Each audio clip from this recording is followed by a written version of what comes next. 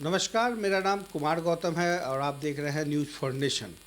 आज हम बात करेंगे एक ऐसे कद्दावर नेता की जिन्होंने अपने संघ के साथ संगठन के लिए भी पूरा जीवन समर्पित कर दिया। ऐसे में जनता की आवाज़ क्या है, ये तो हम आपको बताएंगे, लेकिन उससे पहले बता दें कि पूरा राजनीतिक जीवन इन्होंने अपने निष्ठावान कार्यकर्ता के रूप में दिया है।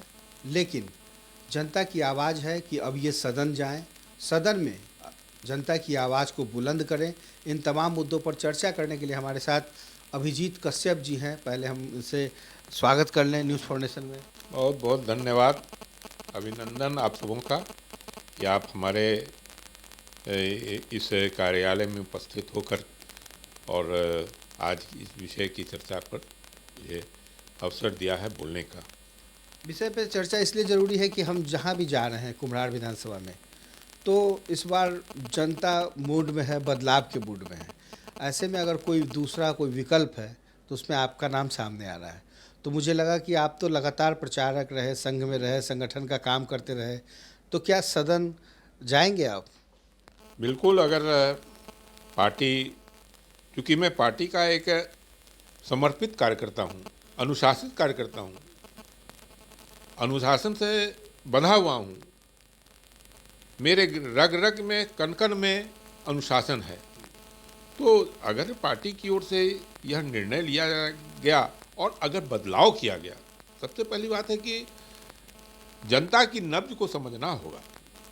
जनता की नब्ज को समझ के पार्टी के नेतृत्व को, अगर यह कुम्हरार क्षेत्र, जो कुम्हरार क्षेत्र हर दृष्टिकोण से भाजपा का गढ़ माना जाता रहा है, मुझे स्मरण है 1967 से लेकर के 1977 तक का वह युग, जिसमें कि हर कदम पर, हर बूथ पर और यहाँ तक कि पोलिंग काउंटिंग बूथ हॉल में भी किस प्रकार से हम सभी जो कार्यकर्ता उस समय के थे, एक एक कार्यकर्ताओं का कार्यकर्ता भाव से सीपीआई के जो का यह सीट रहा है, उस सीट को किस प्रकार से हम लोग छीन करके भाजपा की झोली में डाले और तब से अभी तक भाजपा जीतती आ रही है।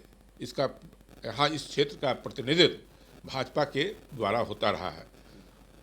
यदि इस बार भाजपा नेतृत्व परिवर्तन नहीं की तो प्रश्न चिन्ह लग सकता है।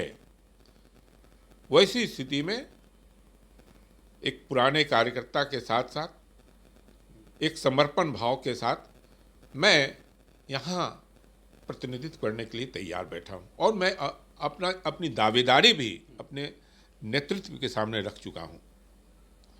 अब भगवती की कृपा होगी और जैसा आदेश होगा उस आदेश के अनुसार मैं आगे चुनाव लड़ने के लिए तैयार हूँ। कुम्हरार विधानसभा क्षेत्र में बात करें तो जनता आपके साथ कितनी कनेक्टेड है और किस रूप में है? ऐसा है, मैं अपनी बात क्या कहूँ, लेकिन आप जब ये चर्चा छेड़े हैं तो मैं यह बताना चाहूँगा कि राजनीतिक पृष्ठभूमि के साथ साथ व्यावसायिक दृष्टिकोण से भी मेरा यह क्षेत्र रहा है। पिछले 40 वर्षों से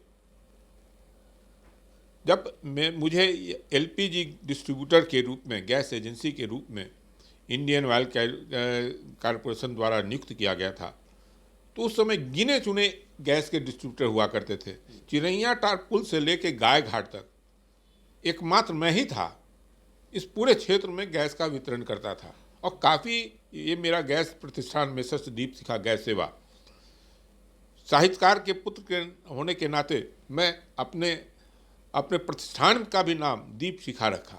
और गैस सेवा, ग्राहक सेवा, हिंदी पारिवारिक, हिंदी के परिवार से जुड़ा रहना के कारण मैं उसी रूप में अपने को ढालने का भी प्रयास किया। तो मैं हर घर से, हर घर के चूल्हानी से लेकर के राजनीतिक दृष्टिकोण से मेरी गतिविधि बनी रही।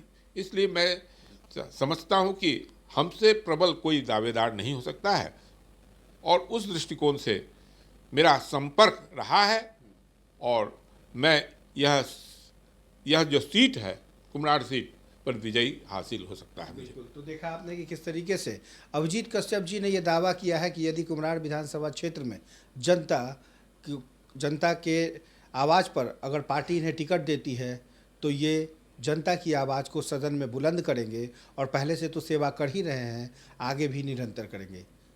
Kumar Gautam, news for nation, Patna.